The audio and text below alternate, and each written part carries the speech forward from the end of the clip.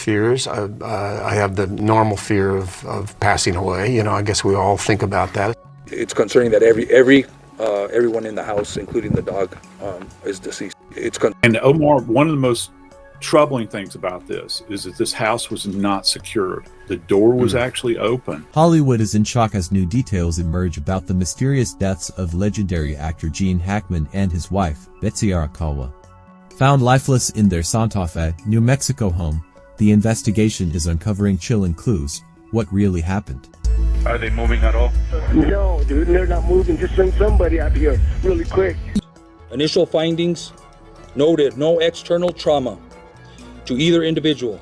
The manner and cause of death has not been determined. The official results of the autopsy and toxicology reports are pending. Let's dive into the latest updates. Gene Hackman, the two-time Oscar-winning actor known for classics like The French Connection and Unforgiven, was found dead alongside his wife, Betsy Arakawa, and one of their dogs. The tragic discovery has left fans devastated and authorities scrambling for answers. With mysterious clues, unanswered questions, and new forensic findings, the case is getting more complex by the day. Main story, a discovery of the bodies. The shocking discovery happened on Wednesday, February 26, 2025. A maintenance worker, concerned after receiving no response at the home, called 911 after spotting the couple unresponsive through a window. Deputies arrived to find Hackman, 95, in the mudroom near the back door, his cane nearby, suggesting he may have collapsed. His wife, Betsy, 65, was found in a bathroom, surrounded by scattered pills, near a toppled space heater. One of their German shepherds was dead in a kennel, while two other dogs survived. Just today, I spoke to Dr. Jarrell, the pathologist from the New Mexico Office of the Medical Investigator. This was at 2:00 p.m. today. She advised that there were several tests that were submitted to be expedited. She revealed to me the following information. Both individuals tested negative for carbon monoxide. An initial interrogation was conducted of Mr. Hackman's pacemaker. This revealed that his last event was recorded on February 17th, 2025. I was advised that a more thorough investigation will be completed. That'll conclude my statement. I will take a few questions, just so everybody knows, this is an active investigation still. I'll take questions. Sure. Based on what you know about the conditions of both the bodies, who do you believe died first? That's a very hard thing to determine. Even with the assistance of OMI, we asked that question because that's a question that we want answered. That's a very hard determination to make, and I don't think even OMI could make that determination based on the initial autopsy. 25 planner that was mentioned in the search warrant return, were there events scheduled for either member of the couple for the coming weeks? Again, that'll be part of our investigation. We will look and try to gain access to the cell phones. We'll be analyzing cell phone data, phone calls, text messages, events, photos in the cell phone to try to piece a timeline together. Initial investigation and evidence collection. Law enforcement classified the deaths as suspicious and unusual. Investigators executed a search warrant, collecting key evidence, including two cell phones, a bottle of over-the-counter Tylenol, to prescription medications, a 2025 monthly planner. Strangely, the front door was found ajar, raising concerns about possible intruders or an attempt at ventilation. However, no signs of forced entry or foul play were immediately identified. Autopsy and toxicology reports. Medical examiners found no external trauma and ruled out carbon monoxide poisoning.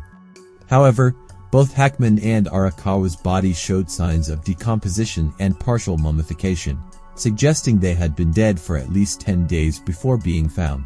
The most critical clue. Hackman's pacemaker recorded its last activity on February 17, 2025, indicating he likely died around that date. However, authorities are still determining the sequence of deaths, who passed away first, and why. Theories and unanswered questions. With toxicology results pending, experts are considering multiple possibilities, including natural causes leading to an unexpected tragedy, a possible joint suicide though no clear evidence supports this, an accidental overdose or poisoning, one death followed by the other in distress. Adding to the mystery, One of their dogs also died, while 2 others survived. Could something toxic have been involved? Investigators are analyzing medical records, phone logs, and even home surveillance to uncover more clues. Law enforcement and expert opinions. One of the things is in an investigation is we try to piece a timeline together, usually before the event happens, and that gives us a lot of information. But in this case, it seems like we're doing a reverse timeline. We're doing a timeline from the time of death and the autopsy and the results, and we're going to start working our way backwards. We're going to do both, and then hopefully make a determination what may have happened to both the individuals. On that timeline, Sasha. When you were saying the last event on the pacemaker was February 17th, would that kind of give you a sign that probably the day that he died, so they've been dead for about 10 days? According to the pathologist, I think that is a very good assumption that was his last day of life. Sheriff, Is there any why are the surveillance pills- video? Why are the pills such important evidence? I'm the sorry? The pills. Okay. The finding of the pills being such important evidence, and could that have been part of the cause of death? Well, of course, they're important evidence. These are things that I think are important for the pathologist and OMI to consider to try to make a determination what the cause and manner of death are. So all that information is collected, not just for us, but we can provide that information to the pathologist and OMI so they can try and make a determination of what the manner and cause is. And I think that's important for OMI also. Sheriff, was there any surveillance video, and is that helping you to determine what may have led up to this? That's a good question, and that question's been asked. So, I respect the Mr. Hackman's and Ms. Arakawa's regard for privacy. I think everybody here understands that they were very private individuals and a very private family. There is no surveillance, as we know of right now, in the interior of the residence or the exterior of the residence that is going to help us determine a timeline or events that happened. Mr. Sheriff, have investigators, Sir? Tom Manzo with CBS News. Have investigators been able to get into the obtained cell phones? Not at this time. We have them in our possession. Those were collected yesterday. It's going to take a process. We do have software, and we may have to reach out to other agencies for assistance to get past, if they're password protected, to get past the passwords and gain access to that information. So this is some other things it's going to take a little bit of time. Authorities leading the case are experienced, having previously handled high-profile cases like the Alec Baldwin Rust shooting. Meanwhile, forensic pathologists suggest that the mummification process aligns with the timeline where the couple may have been deceased for several weeks before discovery. What happens next? The case remains open, and the final toxicology report could provide the definitive answers needed. Investigators are closely examining cell phone activity and last known contacts, medication toxicity levels, security footage from surrounding areas. Conclusion and call to action. Despite weeks of investigation, the true cause of Gene Hackman and Betsy Arakawa's deaths remains a mystery.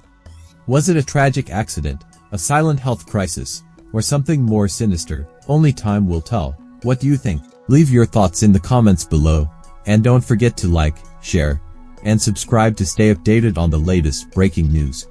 Stay tuned, we'll be back with more updates as soon as they emerge.